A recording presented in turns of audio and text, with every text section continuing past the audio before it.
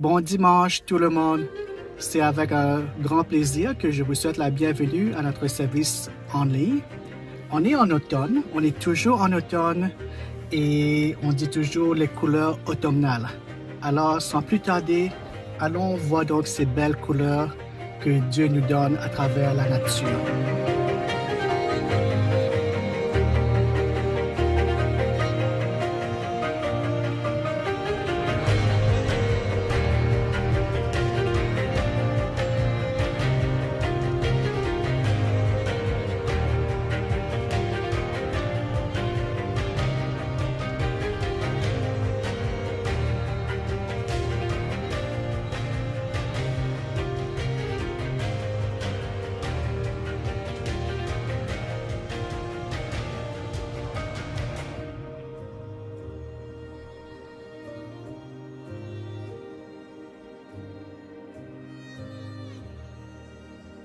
Dieu merci pour ces jolies couleurs de l'automne.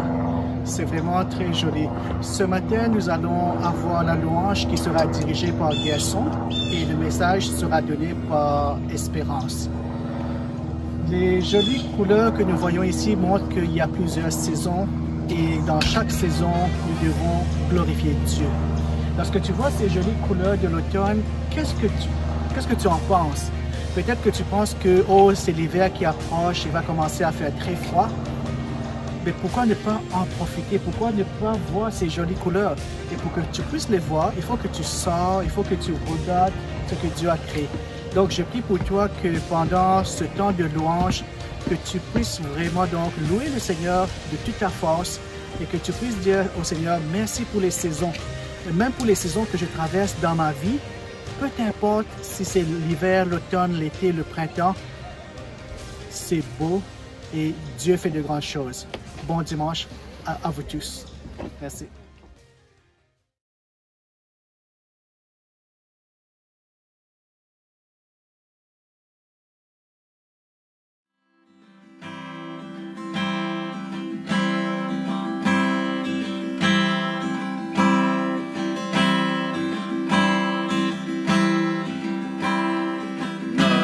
Père qui es au ciel, que ton nom soit sanctifié,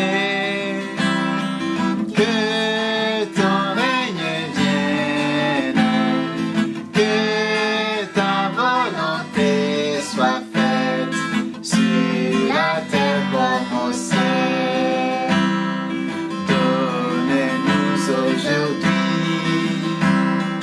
notre pain de ce jour. Pardonne-nous nos offenses, comme nous pardonnons aussi à ceux qui nous ont offensés. Notre Père qui es au ciel, que ton nom soit sanctifié.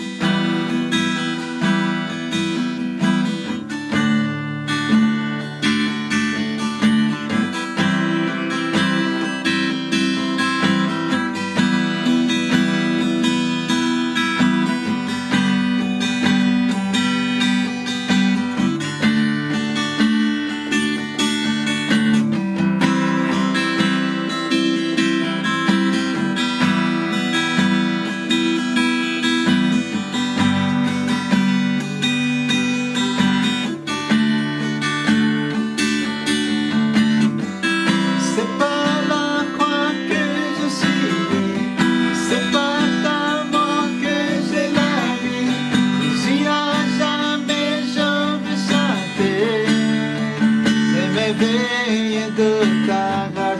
C'est par la croix que je suis libre, c'est par ta mort que j'ai la vie. Si à jamais je vais chanter les merveilles de ta grâce. Oh, mon âme veut chanter les merveilles de ta grâce. Oh, mon âme veut chanter. Oui, c'est par la croix que je suis libre, et de par ta mort que j'ai la vie. Si à jamais je vais chanter les merveilles de ta grâce. Oh, mon âme veut chanter les merveilles de ta grâce.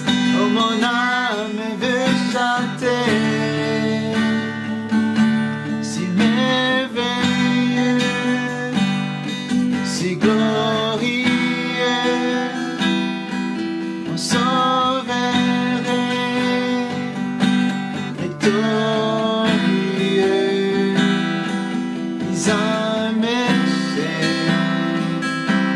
et pris ma place, fera la vie, grâce à grâce.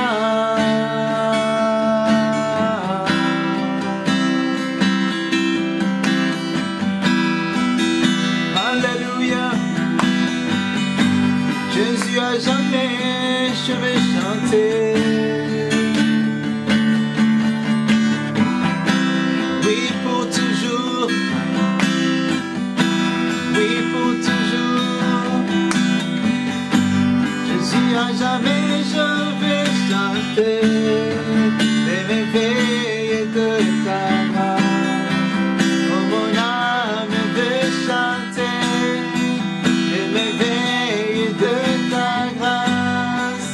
Oh, mon âme veut chanter les merveilles de ta grâce. Oh, mon âme veut chanter les merveilles de ta grâce. Oh, mon âme veut chanter les merveilles de ta grâce. Oh, mon âme veut chanter les merveilles de ta grâce. Oh, mon âme veut chanter. Oui, c'est par la croix que je suis libre, c'est par ta mort que j'ai la vie. Jésus à jamais je veux chanter les merveilles de ta grâce. C'est par la croix que je suis libre, c'est par ta mort que j'ai la vie. Jésus à jamais je veux chanter les merveilles de ta grâce. Oh, mon âme veut chanter les merveilles de ta grâce. Oh, mon âme veut chanter les merveilles de ta grâce. Oh, mon âme veut chanter les merveilles de ta grâce. Oh, mon âme veut chanter. Dans ces paroles, prends le moment et chante les merveilles de notre Seigneur. Oh, la, la, la,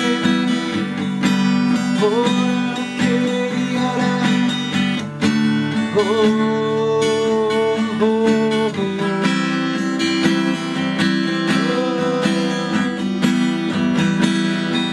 oh, oh, je vais chanter.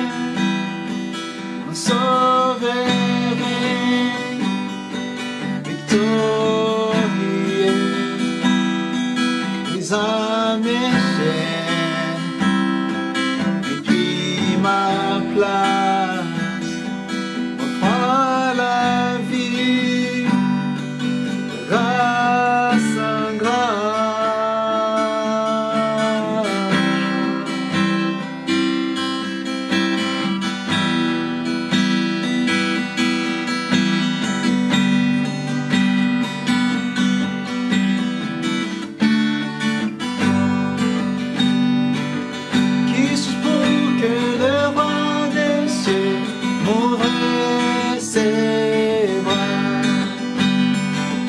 Mais il m'est trouvé passage à son amour pour moi, son amour pour moi. Il m'a libéré, m'a détaillé. Je suis enfant de Dieu, je suis à lui. Non. Il m'a racheté à la croix grâce à son don. J'étais esclave du péché, mais il m'a sauvé. Jésus m'a sauvé. Il m'a libéré, m'a détaillé. Je suis enfant de Dieu, je suis à lui. Et dans sa maison, j'ai trouvé ma place. Je suis enfant de Dieu, je suis à lui. Il m'a libéré, m'a détaillé. Je suis enfant de Dieu, je suis à lui.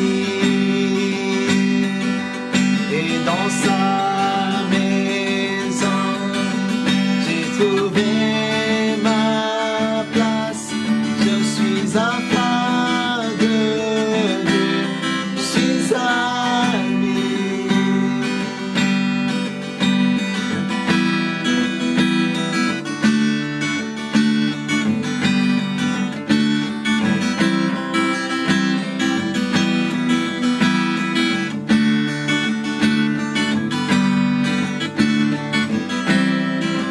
Je suis choisi et affranchi. En toi je sais qui je suis. Tu es pour moi, pas contre moi. En toi je sais qui je suis. Je suis choisi et affranchi. En toi je sais qui je suis. Tu es pour moi, pas contre moi. En toi je sais qui je suis. Je suis choisi et affranchi. En toi je sais qui je suis. Tu es pour moi, pas contre moi. En toi je sais qui je suis. En toi je sais qui je suis. En toi je sais qui je suis. Il m'a libéré, m'a détaillé. Je suis enfant de Dieu, je suis à lui. Et dans sa maison, j'ai trouvé ma place. Je suis enfant de Dieu, je suis à lui. Il m'a libéré, m'a détaillé. Je suis enfant de Dieu, je suis à lui.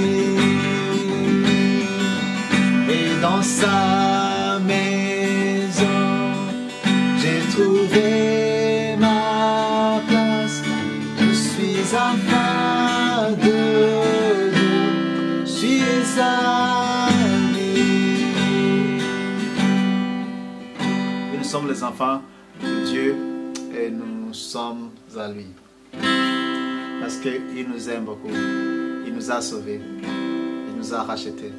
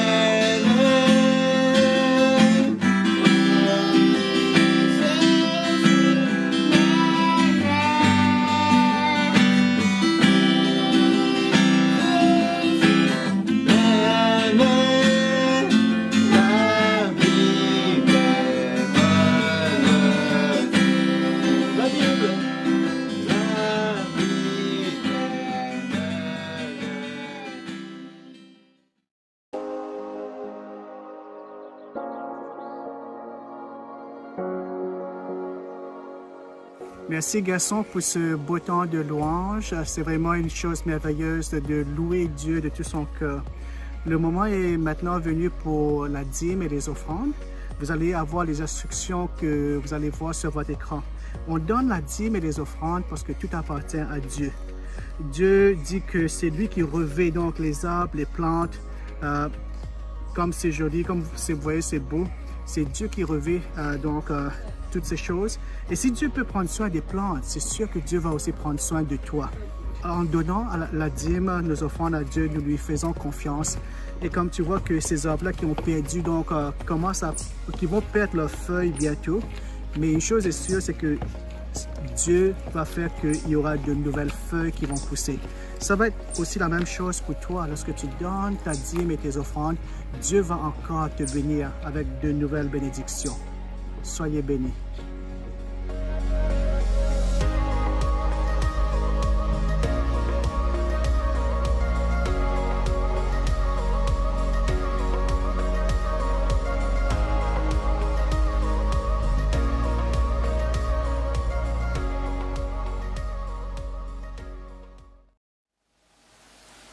Bonjour tout le monde et bonjour l'Église. C'est la journée que l'Éternel a fait, qu'il soit pour nous une journée de joie et de bonheur. Bienvenue à tout le monde qui vient de se connecter pour la première fois. Nous sommes une Église qui croit en Jésus-Christ, dont Jésus-Christ est le Seigneur et il est notre modèle à qui nous regardons, nous imitons et c'est vraiment notre Seigneur, notre roi, et c'est celui à qui on regarde. Et la Bible nous parle de la naissance de Jésus, un peu spectaculaire. Jésus est né dans des conditions un peu spéciales. Il y a eu des anges qui chantent, il y a eu des étoiles, des nouvelles étoiles, et il y a eu une étoile qui dirigeait déjà pour aller louer. Et puis, on voit encore Jésus à l'âge de bébé, où il était dans le temple avec Siméon. Et puis, avec la prophète Anne, là, on nous raconte comment Jésus était rempli de sagesse et la grâce de Dieu était sur lui. Et puis, après, on voit Jésus à l'âge de 12 ans, où il était dans le temple en train de poser des questions, de s'instruire auprès des docteurs de la loi et en train de demander des questions de sagesse.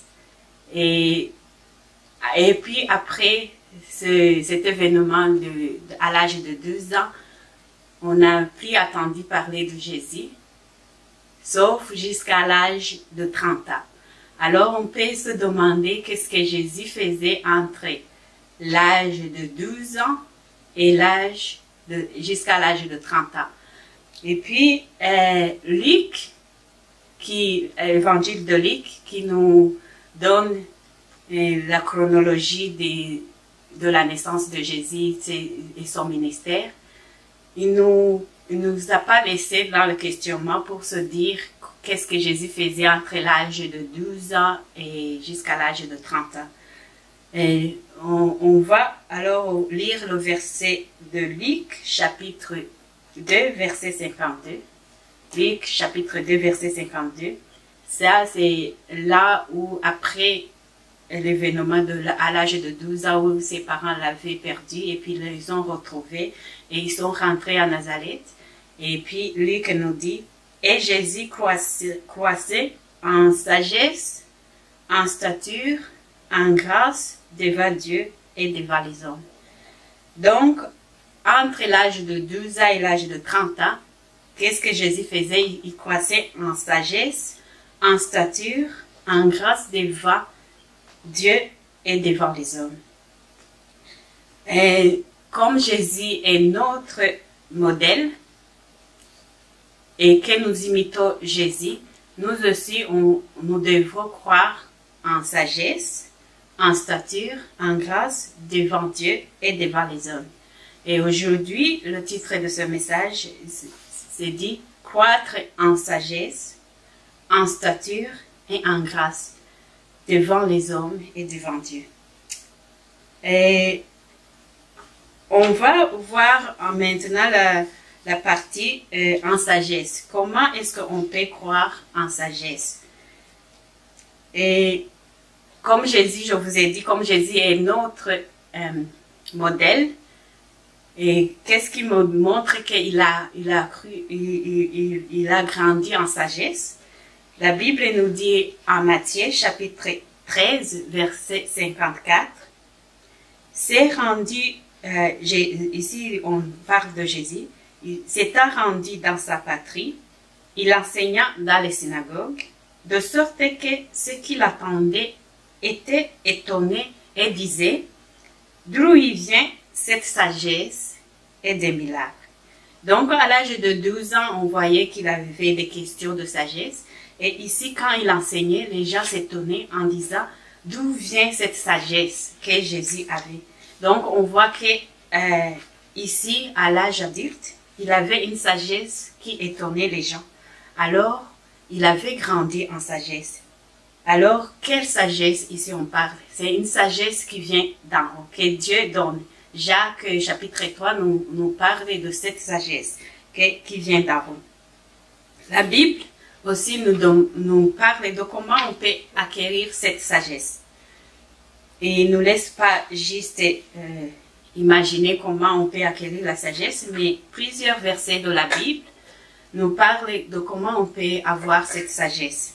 Et Psaume 111, verset 10, nous parle « La crainte de l'Éternel est le commencement de la sagesse. » La crainte de l'Éternel est le commencement de la sagesse. Ça nous montre la sagesse qui vient de Dieu.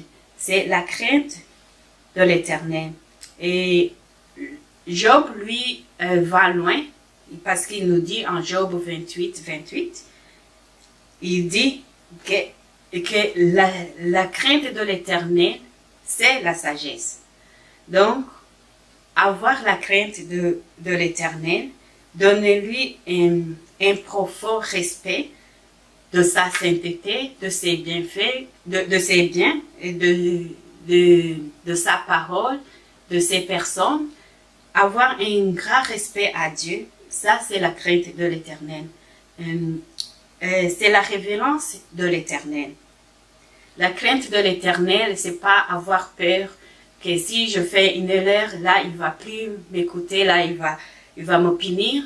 Mais la crainte de l'Éternel, c'est un profond respect de ces choses. Et la version se mêle au psaume 111, verset 10, comme on l'a lu. Lui, il dit, la clé de la sagesse, c'est de révéler l'Éternel. Donc, avoir un profond respect à l'Éternel, ça c'est la sagesse. C'est Dieu qui donne de la sagesse. Donc, si on a un profond respect à l'Éternel, un profond respect à ses paroles, un profond respect à son ministère, à sa parole, à son temps, là, on a la sagesse. C'est ça que la Bible nous dit. C'est la clé de la sagesse, de révéler l'Éternel. Et la Bible aussi nous dit que l'humilité aussi, si on est humble, on a la sagesse. Et ça, c'est en Jacques, où on nous parle de la sagesse de Dieu, c'est avec l'humilité. Mais aussi, la sagesse vient de la parole de Dieu. Et le Proverbe, chapitre 2, verset 6, dit, « La sagesse vient de l'Éternel. De sa bouche sortent des connaissances et intelligence. » La sagesse vient de la parole de Dieu. Si on s'applique à écouter la parole de Dieu, si on s'applique à étudier la parole de Dieu, alors la sagesse va venir. Et la sagesse dont on parle ici, c'est pas la sagesse qu'on peut qualifier religieuse, mais c'est la sagesse dans tous les domaines. Si on lit un proverbe, tout le livre de Proverbes, on va voir plusieurs exemples de cette sagesse qu'on nous parle. C'est dans la sagesse dans le domaine relationnel, c'est la sagesse dans le domaine de travail, c'est la sagesse dans le domaine de famille, c'est la sagesse dans le domaine comment on traite le conjoint. Donc, c'est vraiment la sagesse dans tous les domaines. C'est pas une sagesse seulement caractère religieux, mais c'est la sagesse qui dirige notre vie. Donc, cette sagesse-là, il vient de la crainte de l'Éternel. Il vient de la parole de l'Éternel. La clé de cette sagesse, c'est l'humilité. Et puis, on voit ici, Jacques nous dit, s'éloigner de la jalousie, de disputes, d'un esprit amer, des mensonges. Si on s'éloigne de cela, on aura la sagesse. Mais de se revêtir d'un esprit pur, modélé, conciliable, plein de bonté, sans hypocrisie, et là, nous accueillerons la sagesse. Jacques, chapitre 3, du 13e verset à 18. Si vous lisez, vous allez avoir cette sagesse, comment il est pur, il est sans hypocrisie, il est sans jalousie, sans dispute. Donc, si vous voulez accueillir, grandir dans la sagesse, ayez la crainte de l'Éternel, connectez-vous à sa parole, méditez sa parole jour et nuit, et vous pouvez lire ces livres de la Bible qualifiés comme les livres de sagesse, Job, Psaume, Proverbes, Ecclésiaste, Cantique des Cantiques. Tous ces livres sont qualifiés de sagesse. Si on s'applique à lire régulièrement ces livres, la sagesse de Dieu va venir. Si on a la crainte et le respect profond de Dieu, on aura la sagesse qui vient de Dieu. Et puis, on a vu que Jésus aussi a grandi en stature. Et ici, je ne vais pas beaucoup développer la partie stature parce qu'on a eu beaucoup de messages sur ça. Parce que ça, c'est comme nous sommes le corps du Christ et que chacun a un rôle dans le corps du Christ. On a eu ce message dans les semaines passées où Sandy nous a vraiment développé comment on est le corps du Christ, comment on travaille ensemble en tant que corps du Christ.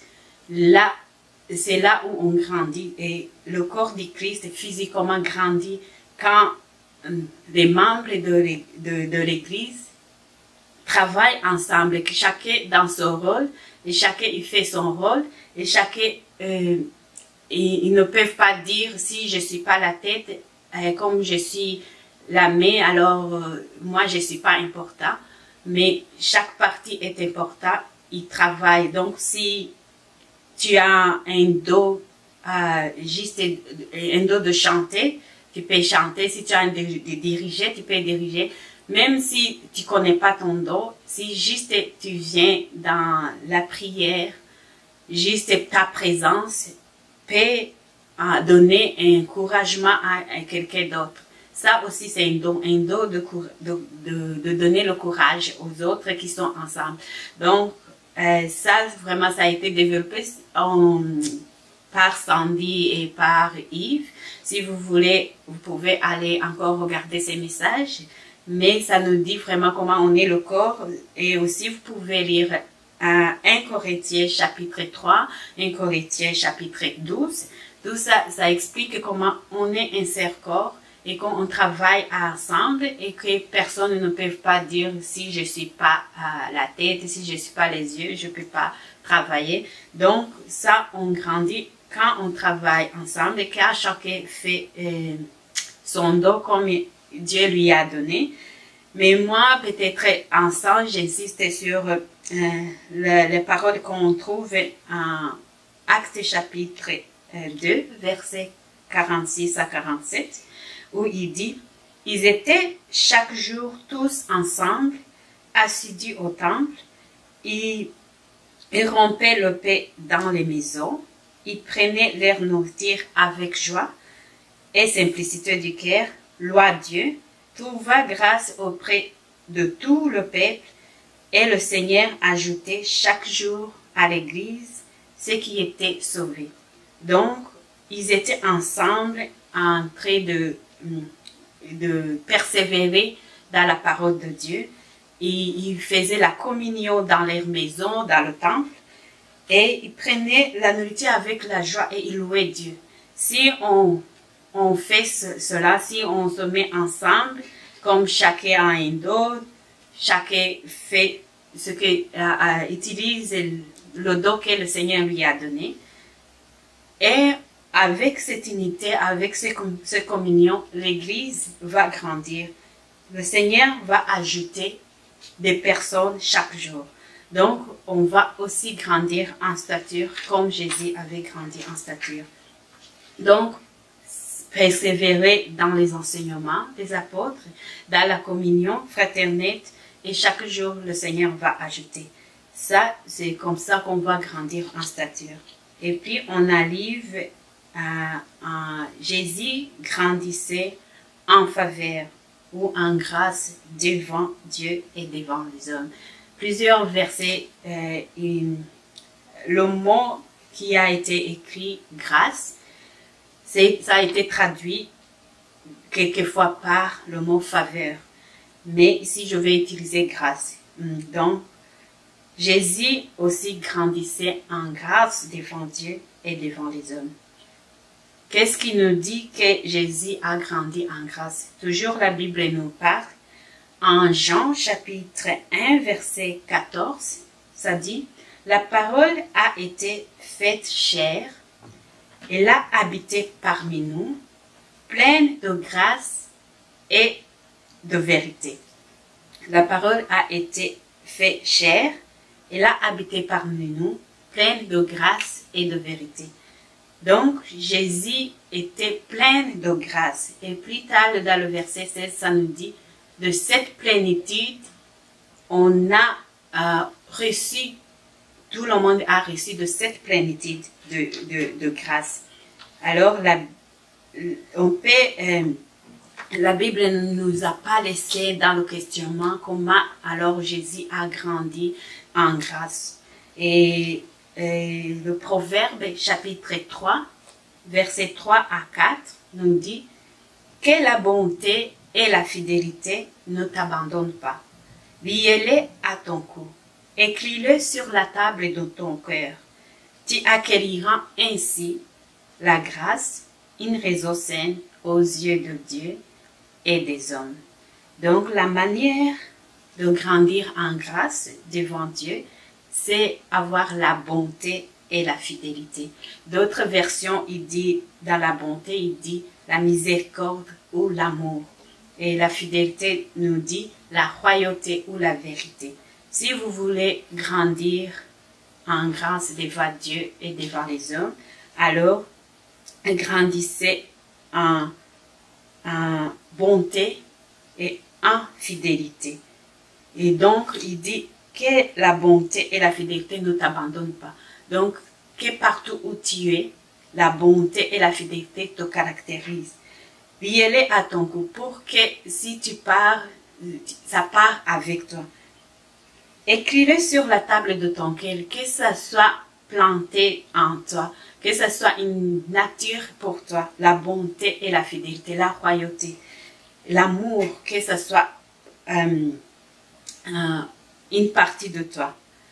La bonté, c'est caractère moral qui porte à faire le bien et à être bon pour les autres. Et disposition de quelqu'un à être bienveillant, compatissant et charitable. Donc, que partout où tu es disposé à faire du bien, à être bienveillant, à être compatissant, à être charitable. Développer l'intérêt avec les autres, connaître comment ils vont, connaître s'ils sont dans la joie ou s'ils sont aussi dans la peine, pour que vous partagez ensemble, pour que tu l'encourages, pour que tu pries avec eux. Donc, Jésus, dans son ministère, il nous a montré comment la bonté et la fidélité lui accompagnent. Partout où Jésus partait, il guérissait les malades, il avait compassion aux personnes et il libérait les personnes condamnées, comme la femme adultère. Il donnait le pardon aux personnes qui que les autres condamnaient. Il accueillissait les personnes que les autres chassaient. Et il donnait à manger les personnes qui n'avaient pas à manger. Et le ministère de Jésus aussi donnait beaucoup de choses. Parce que si on voit la manière dont Jésus a opéré, donc c'est vraiment la grâce et la bonté qui l'accompagnent. Aussi, si on voit aussi la caractéristique de Dieu, c'est la bonté et la fidélité, c'est un des caractéristiques de Dieu. Si on lit dans le psaume 136, on voit comment Dieu a la bonté. Donc, dans la bonté de Dieu, nous délivre de nos adversaires, il donne la nourriture aux êtres vivants, il donne le pardon et le secours, la guérison. Si vraiment vous voulez méditer sur la bonté de Dieu, allez lire les psaumes, surtout le psaume 136, il nous montre comment Dieu est bon, comment sa bonté dure à toujours, comment sa fidélité est éternelle. Alors si on se remplit de la bonté de Dieu, si on médite sur la bonté de Dieu, alors ça va entrer en nous et ça va sortir naturellement de voir la bonté aux autres personnes qui nous entourent. Et c'est pas juste à forcer, oh je dois être bon, je dois être bon, je dois faire des actes de bienveillance et de charité. Mais si on médite à la bonté de Dieu, nous aussi, si on se remplit de la bonté de Dieu, si on proclame la bonté de Dieu comme la Bible nous dit, si on pense dans nos temples à la bonté de Dieu, ça va entrer en nous et partout où on va voir des personnes dans le besoin, on va seulement sortir la bonté parce que ça fera partie de nous. Donc, je vais conclure en disant que si on veut grandir comme Jésus a grandi en sagesse, en stature et en grâce, alors ayez la crainte de l'Éternel. Faites utilisez vos dons spirituels et ayez en méditant sur la bonté de Dieu et en faisant des biens pour les autres personnes. Et cela, alors, on va grandir, comme la Bible nous dit, de grâce en grâce. Alors, on va imiter Jésus et on va être comme Jésus. Merci. Comme on vient de voir, nos vies sont basées sur Jésus. Jésus est notre Seigneur, Jésus est notre Sauveur. Si tu n'as jamais donné ta vie à Jésus-Christ, je t'invite à donner ta vie aujourd'hui à Jésus. Si tu ne sais pas où tu peux passer l'éternité, aujourd'hui, si tu n'as pas l'assurance où tu vas passer l'éternité, je t'invite à donner ta vie à Jésus-Christ. Beaucoup de gens sont venus à Jésus et il y a une place pour toi. Alors donne ta vie à Jésus. La Bible nous dit, si tu confesses de ta bouche le Seigneur Jésus-Christ, et si tu crois dans ton cœur que Dieu l'a ressuscité des morts, tu seras sauvé. Donc si tu crois dans ton cœur que Jésus-Christ est mort pour tes péchés, il a pris ton fardeau et il est mort pour tes péchés, et si tu confesses qu'il est le Seigneur, le Sauveur dans ton cœur, alors qu'il sera sauvé. Alors je t'invite à donner ta vie à Jésus-Christ. Tu vas prier cette prière avec moi. Seigneur Jésus, je t'invite dans mon cœur. Viens dans mon cœur. Sois le maître de ma vie. Sois le Seigneur et le Sauveur. Je crois que tu es mort pour moi et que tu as ressuscité d'entre les morts, que tu as pris mes péchés et que tu m'as sauvé, que tu m'as donné le pardon. Et je t'accepte dans mon cœur comme Seigneur et Sauveur. Merci Seigneur. Amen. Si tu as fait cette prière avec nous, tu es devenu chrétien, tu es devenu un enfant de Dieu. Alors je t'invite à nous donner tes coordonnées, soit dans le chat ou soit par email, afin que quelqu'un te contacte pour te donner plus d'informations sur Jésus-Christ. Merci.